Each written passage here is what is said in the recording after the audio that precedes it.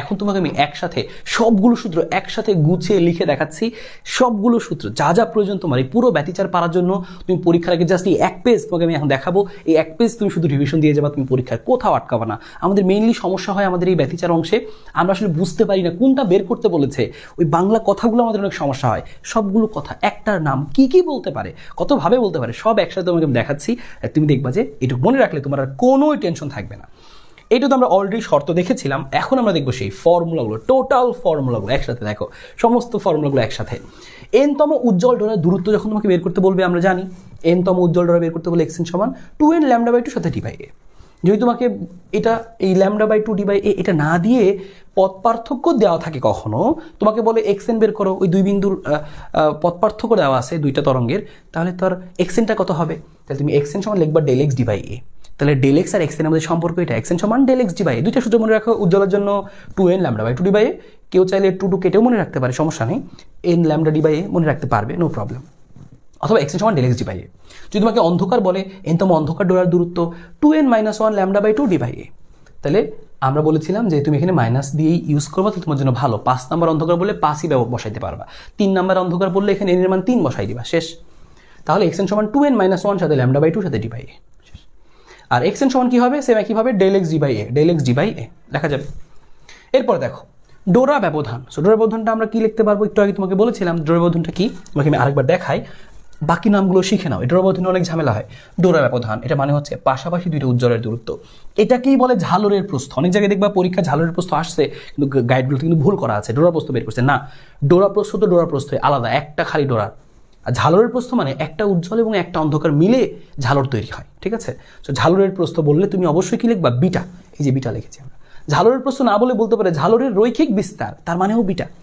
বলতে পারে পট্টির প্রস্থ, ডোরা প্রস্থ না বলে তোমাকে যদি পট্টির প্রস্থ বলে, ডোরা প্রস্থ মানে তো ডেল এক্স। এ দেখো ডোরা প্রস্থ মানে হচ্ছে আমাদের ডেল এক্স, কিন্তু পট্টির প্রস্থ মানে কিন্তু বিটা। তাহলে পট্টির প্রস্থ, ঝালরের রৈখিক বিস্তার, ঝালরের প্রস্থ, পাশাপাশি দুটো উজ্জ্বলের দূরত্ব, পাশাপাশি দুটো অন্ধকারের দূরত্ব বললে কি হবে? ডোরা ব্যবধান হবে, বিটা হবে। সূত্রটা কি? ল্যামডা ডি বাই এ। সূত্র সহজ, কিন্তু বাংলাটা আমাদের ধরতে অসুবিধা হয়, ঠিক আছে? আর যদি বলে তোমাকে ডোরা প্রস্থ, অথবা যদি বলে পাশাপাশি একটি উজ্জ্বল একটি অন্ধকারের কেন্দ্রের দূরত্ব, একটা উজ্জ্বল আর ঠিক তার পাশে অন্ধকার, তাদের দুইটার কেন্দ্রের দূরত্ব কত, তখন তুমি বুঝে নিবা যে ডোরা প্রস্থ বলেছে। ডোরা প্রস্থ মানে জাস্ট একটা সাদা বা একটা কালো, ওইটুকুর জাস্ট প্রস্থ, ঠিক আছে? সেটা কত হবে? ডোরা ব্যবধানের অর্ধেক, বিটা বাই 2, অর্থাৎ lambda D by 2 A. So আশা করি মনে রাখতে পারবা। আর যদি আমাদেরকে কৌণিক দূরত্বগুলো বলে, এনতম উজ্জ্বল ডোরার, এনতম অন্ধকার ডোরার কৌণিক দূরত্ব কত, কৌণিক সরণ কত, কৌণিক অবস্থান কত, দেখো কৌণিক দূরত্ব, কৌণিক সরণ, কৌণিক অবস্থান কার? ডোরার, উজ্জ্বল বা অন্ধকার ডোরার। তাহলে সেক্ষেত্রে হবে theta, tan inverse xn by D. আর যদি বলে উজ্জ্বল দ্বয়ের, অন্ধকার দ্বয়ের, আগে দেখাইছিলাম একটু আগে, সেটা কি হয়? 2 থিটা হয়। সেটা না বলে আমাদের পরীক্ষায় বলতে পারে এনতম, আমাদের দেখো উজ্জ্বল বলে এটা, অন্ধকার বলে সেই থিটা। আর যদি বলে এনতম উজ্জ্বল ডোরার কৌণিক বিস্তার কথাটা বলে, কৌণিক দূরত্ব, কৌণিক সরণ, কৌণিক অবস্থান না বলে যদি বলে কৌণিক বিস্তার, ডোরার কৌণিক বিস্তার, তার মানে 2 থিটা। দেখো থিটা এবং 2 থিটার কাহিনী খতম করে দিলাম। সরণ, অবস্থান, দূরত্ব বললে থিটা, আর বিস্তার বললে 2 থিটা, শেষ। কৌণিক সরণ, কৌণিক দূরত্ব, কৌণিক অবস্থান বললে থিটা। আর যদি বলে কৌণিক বিস্তার, তাহলে 2 থিটা। কৌণিক বিস্তার বলতে এদিকে একটা উজ্জ্বল, এদিকেও তো সেই উজ্জ্বলটা আছে, এক নম্বরটা, তাদের মোট দূরত্বটাকে বোঝায় কৌণিক বিস্তার বললে, সেটা 2 থিটা হবে। ওকে, মানে উজ্জ্বল দ্বয়ের দূরত্ব বললেও 2 থিটা, আর কৌণিক বিস্তার বললেও সেই 2 থিটাই। আর ঝালরের কৌণিক বিস্তার যদি বলে, তাহলে সেক্ষেত্রে হয় থিটা সমান ল্যামডা বাই, একটু আগে প্রমাণ করে দেখালাম তোমাকে। তো তুমি এটা মনে রাখবা, ঝালরের বিস্তার মানে হচ্ছে, ঝালরের কৌণিক বিস্তার মানে হচ্ছে ল্যামডা বাই, এটা আলাদা, ল্যামডা বাই এ। আর দশা পার্থক্যের সাথে পথ পার্থক্যের সম্পর্ক আমরা জানি, দশা পার্থক্য সমান 2 পাই বাই ল্যামডা ইন্টু পথ পার্থক্য। দশা পার্থক্য সমান আমরা কি বলতে পারি? দশা পার্থক্য আমরা যদি কি হয়, দশা পার্থক্য ইকুয়াল টু যদি পায়ের জোড় গুণিতক হয়, মানে দশা পার্থক্যটা যদি পায়ের জোড় গুণিতক হয়, তখন সেক্ষেত্রে আমরা গঠনমূলক ব্যতিচার পাই। পরীক্ষাটা দিয়ে প্রশ্ন আসে কখন গঠনমূলক ব্যতিচার সৃষ্টি হবে, তখন তুমি কি করবা? দশা পার্থক্য পায়ের জোড় গুণিতক হলে গঠনমূলক ব্যতিচার হবে। তারপরে যদি আমাদেরকে বলে দশা পার্থক্য পায়ের বিজোড় গুণিতক, তাহলে সেক্ষেত্রে বুঝবো কি? ধ্বংসাত্মক ব্যতিচার হবে। সো 2 পাই পায়ের জোড়, তাহলে গঠনমূলক। 3 পাই পায়ের বিজোড়, তাহলে কি হবে? ধ্বংসাত্মক ব্যতিচার হবে। পথ পার্থক্য সমান হবে, আমরা দেখো একটু আগে লিখেছিলাম সূত্রগুলো, ডেল এক্স সমান এ সাইন থিটা লেখা যায়, ডেল এক্স সমান x n a by d লেখা যায়। যেমন এখান থেকে এক্স এন সমান ডেল এক্স বাই ডি, তো ডেল এক্স সমান x n a by d, এটা এখানে লেখা যাবে। তাহলে আলাদা করে লিখে দিয়েছি, তুমি যেন বুঝতে পারো। ওকে ফাইন, ডেল এক্স সমান এটা লেখা যায়। সো ফাইন, আমরা এখানে টোটাল সূত্রগুলো পেয়ে গেলাম এবং আদার্স যেগুলো ছিল ওই যে এন ম্যাক্সিমামের ক্ষেত্রে N1 ল্যামডা 1 সেগুলো এক পেজে লিখে রেখেছি তোমার জন্য। এই যে দুইটা একসাথে থাকলে তোমার জন্য খুবই কাজের হবে আর কি, তুমি খুব দ্রুত সব পড়ে ফেলতে পারবা। এক্সটেন সমান ডেল এক্স ডি বাই এ দেখেছিলাম, ডেল এক্স সমান এ সাইন থিটা দেখেছিলাম, আর এ সাইন থিটা সমান এন ল্যামডা লেখা যায় উজ্জ্বলের জন্য, এ সাইন থিটা সমান 2n - 1 ল্যামডা বাই 2 লেখা যায় অন্ধকারের জন্য। আর এক পাশে এন ম্যাক্সিমাম কত হবে যদি এল এর দৈর্ঘ্যটা সীমিত হয়, মানে সীমিত একটা দৈর্ঘ্য দেওয়া থাকে, তোমার পর্দার দৈর্ঘ্য দেওয়া থাকে, তাহলে L/2 a ল্যামডা ডি নিচে।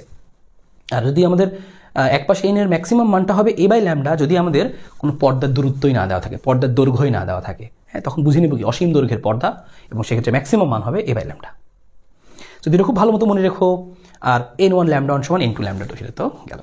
সো এই হচ্ছে আমাদের ওই অংশের প্রথম অংশের মধ্যে টোটাল জিনিসগুলো, প্রথম অংশের মধ্যে টোটাল যা প্রয়োজন সব কিছু। এবং তোমার সমস্যা হতো বিশেষ করে যে ভাই প্রশ্ন ধরতে পারি না, তোমার প্রশ্ন ধরনে কোনোই সমস্যা হবে না, সব দেখো কোনটার নাম কি একসাথে ক্লিয়ার করে সব কিছু বলা আছে, কখন থিটা নিবা, কখন 2 থিটা নিবা, সব কিছু কিন্তু একসাথে গোছানো তুমি পেয়ে গেলা এই স্লাইডের মধ্যে। সো এটা তোমার জন্য অনেক অনেক বেশি হেল্পফুল হবে। খুব সুন্দর করে এটা পড়ে খাতায় একবার লিখে ফেলো, নিজে একবার প্র্যাকটিস করো, দেখবা যে এখান থেকে কোনো সমস্যা হবে না। সো মেইন কাজটুকু আমাদের শেষ। এখন এখান থেকে দেখো যে অল ইন ওয়ান তোমাকে দেখিয়ে দিচ্ছি, এই দেখো অল ইন ওয়ান। সো এইখানে যে টোটাল প্রশ্নগুলো দেখতে পাচ্ছ এটা ফর গ নাম্বারের জন্য, এখানে দেখতে পাচ্ছ ঘ নাম্বারের জন্য আমাদের এখানে দেখো 2 পেজ আছে।